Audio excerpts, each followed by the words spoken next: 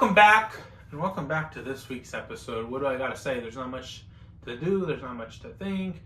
You know, the state of the world is bad. But if there's one thing that makes me feel good, it's movies.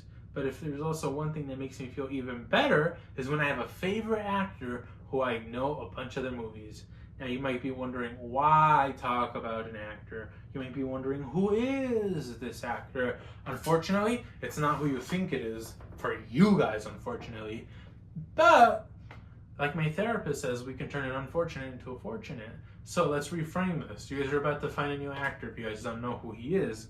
Now, who I'm talking about is the one, the only David Arquette, or, as I like to refer to him, as Officer Dewey.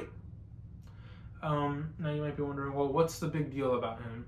Aside from him being, you know, such a funny, likable actor with what he does, you know, it's not common that an actor would go out there and do nice things and try to help people, and you know, he really, he's just such a sweet guy, and I like watching his movies because they make me feel better. And you know, that's the thing, that this is not a happy fool video. You know, this does you know, shine light on how David Arquette did have a bit of a tough life, and how even he said in his own words, you know, it was something along the lines of how long it took me to get to becoming a man.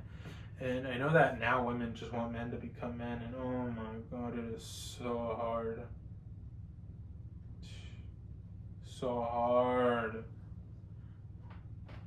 But anyhow, you know, he lives they've made a documentary about his life, and it was called David Arquette. You Can't Kill David Arquette. I believe that was just purely about wrestling, but I know that his personal life is crazy, because he would like live, if you know Hollywood, Universal Studios, you would know that he lived about like walking distance, and that's really close to Universal Studios. So he would get to meet all these famous people, like the Fonz, you know, people that were shooting on those days. That being said, I think David Arquette is the best because of what he did in all of the Scream movies, except for Scream 5 where he died, and that's the writer's fault. But I still think he can come back. There's this tricky explanation that I have, that he's got a twin brother, and that his twin brother is the exact same essence as the real Dewey, but now this is like Dewey number 2. That's like almost like taking Michael Myers into space or something. So no, we're not going to do that. But I would love to thank David Arquette for being a good guy, for being an amazing guy, for being, you know, there's no actor who needs to be vulnerable, and there's nothing beneficial, I guess, to some people putting their information, their personal life out there. He does it to be very vulnerable, and I think that's, you know, for a lot of fans, that's part of the appeal for why he likes him.